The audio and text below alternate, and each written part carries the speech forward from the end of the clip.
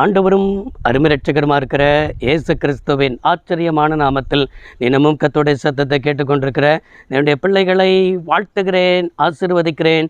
நீங்கள் ஆசீர்வதிக்கப்பட்டவர்கள். இந்த நாளிலும் கூட கர்த்தர் உங்களை பார்த்து சொல்லி கொண்டிருக்கிற ஒரு வார்த்தை, துன்பத்தை கண்ட நீ இனி மகிழ்ச்சியை காண்பாய் என்பதாக ஆண்டவர் தீர்க்கமாய் பேசி கொண்டிருக்கிறார். உங்கள் வாழ்க்கையில் துன்பத்தை கண்டது நிமித்தம்தானே நம்முடைய வாழ்க்கையில் துவண்டு போய் காணப்படுகிறோம். துன்பத்தை கண்டதுனால தானே ஆண்டவர் ஏன் எனக்கு இப்படி அனுமதிக்கிறார் என்று சோர்ந்து போய் காணப்படுகிறோம். இப்படிப்பட்ட நிலைமையில் இருக்கிற சகோதரனே, சகோதரியே, உன்னை பார்த்து தான் கர்த்தர் சொல்கிறார், துன்பத்தை கண்ட நீ இனி மகிழ்ச்சியை காண்பாய். ஆமேன் என்று சொல்லுங்கள். அப்படியே கர்த்தர் உங்களுக்கு செய்ய அவர் போதுமானவராக இருக்கிறார். சங்கீதம் 90 சங்கீதம் 15வது வசனத்தில் இவ்வாறாக பார்க்க முடிகிறது, தேவரீர் எங்களை சிறுமைப்படுத்தின நாட்களுக்கும் நாங்கள் துன்பத்தை கண்ட வருஷங்களுக்கும் சரியாய் எங்களை மகிழ்ச்சியாக்கும் என்று சொல்லி, இங்கே 90 சங்கீதம் என்று சொன்னாலே மோசையுடைய ஜெபம் என்பதாக பார்க்க முடிகிறது. இந்த மோசே இஸ்ரவேல் ஜனங்களை 40 வருஷம் வனாந்தரத்தில் நடத்தி கொண்டு வந்தான். வனாந்தரத்தில் நடத்தி கொண்டு வரும் பொழுது கர்த்தர் இவர்களை சிறுமைப்படுத்தின நாட்களும் உண்டு. காரணம் என்ன? அவர்களுடைய இருதயம் கர்த்தர் பக்கத்தில் திரும்ப வேண்டும்.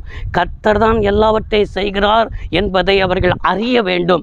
அந்த கர்த்தர் எப்படிப்பட்டவர் என்பதையும் இந்த இஸ்ரவேல் ஜனங்கள் புரிய வேண்டும் என்பதற்காக தான் அவர்களை கர்த்தரே சிறுமைப்படுத்தினார். அந்த சிறுமைப்படுத்தப்பட்ட நாட்களுக்கும் துன்பத்தை கண்ட வருஷங்களுக்கும் எங்களை சரியாய் மகிழ்ச்சியாக்கும் என்பதை மோசே தேவனிடத்தில் ஜெபிக்கிறதை பார்க்க முடிகிறது. 40 வருஷம் வனாந்தரத்தில் என்ன செய்தார்? அந்த மோசே மூலமாய் வந்த ஜனங்களை சுற்றி சுற்றி சுற்றி நடக்க பண்ணினார். சில ஆசீர்வாதங்கள் உடனே நம்ம கையில் கிடைக்காது. உடனே நமக்கு நடந்துரும்னு நினைப்போம், அவ்வளவுதான் கை கூடிருச்சுன்னு நினைப்போம். ஆனால் அந்த ஆசீர்வாதம் கை கூட முடியாத அளவுக்கு சுற்றி சுற்றி சுற்றி சுற்றி சுற்றி சுற்றி சுற்றி வருகிறதை போல ஒரு சில நாளில் கிடைக்க வேண்டியது வருடக்கணக்கில் ஆயிட்டு இன்னும் வாய்க்கலையே அப்படின்னு நினைக்கிறீங்கள் அல்லவா? இந்த காரியத்தில் ஒரு சில நாளில் கிடைச்சிரும். இந்த மேலதிகாரிகிட்ட இருந்து வருகிறதான ஒரு சின்ன சைன் போடுவதற்கு எவ்வளோ நேரம் ஆயிரும்?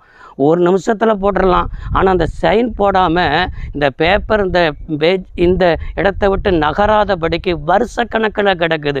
இப்படி வருஷக்கணக்கில் கிடையில் கிடக்கிறதெல்லாம் இன்றைக்கி நகருதுன்னு ஆவியானவர் சொல்லுகிறார். வருஷக்கணக்கில் நடக்காததெல்லாம் இன்றைக்கி நடக்குன்னு ஆவியானவர் சொல்லுகிறார். வருஷக்கணக்கில் காத்திருக்கிறதெல்லாம் உன் வாழ்க்கையில் கைகூடுதுன்னு ஆண்டவர் சொல்லுகிறார். இதுதான் எங்களை சரியாய் மகிழ்ச்சியாக்கும் என்று சொல்லி அங்கே மோசே ஜெபித்தார். அந்த ஜெபத்தை கர்த்தர் கேட்டு அவர் வாக்கு பண்ணினபடியே கட்டாத வீடுகளை கர்த்தர் என்ன செய்தார்? காணும்படி செய்தார். தோண்டாத துறவுகளை இஸ்ரவேல் ஜனங்களுக்கு ஆண்டவர் கர்த்தர் கொடுத்தார். அது மாதிரி நடாத திராட்சை தோட்டங்களை அவர்கள் அனுபவிக்கும்படி பாலும் தேனும் ஓடுகிற செழிப்பான இடத்திற்கு அந்த இஸ்ரவேல் ஜனங்களை கொண்டு சென்றது போல கர்த்தர் இந்த ஆண்டில் செய்ய போகிறார். கர்த்தர் இந்த மாதத்தில் செய்ய போகிறார். கர்த்தர் இந்த நாளில் செய்ய போகிறார். எத்தனை பேர் விசுவாசிக்கிறீங்க? துன்பத்தை கண்ட நீ இன்றைக்கு நீ மகிழ்ச்சியை காண்பாய் என்பதை தான் கர்த்தர் உனக்கு நேராய் வருகிற வார்த்தை. இந்த வார்த்தைக்காக அப்படியே விசுவாசத்தோடு ஜெபிக்க ஆரம்பிப்பாயா? ஜெபிப்போம். சர்வ வல்லமையுள்ள தெய்வமே, அருமை தகப்பனே, 90 சங்கீதம் 15வது வசனத்தின் படியே கர்த்தருடைய பிள்ளைகள் இந்த நாளில் ஆசீர்வதியும், செய்கிற வேலைகளை ஆசீர்வதியும், போக்குவரத்தில் பாதுகாத்து கொள்ளும். உம்முடைய சமூகம் பிள்ளைகளோடு கூட இருக்கட்டும். இயேசு இரட்சக நாமத்தில் பிதாவே, ஆமென். கர்த்தர் ஆசீர்வதிப்பாராக. God bless you all.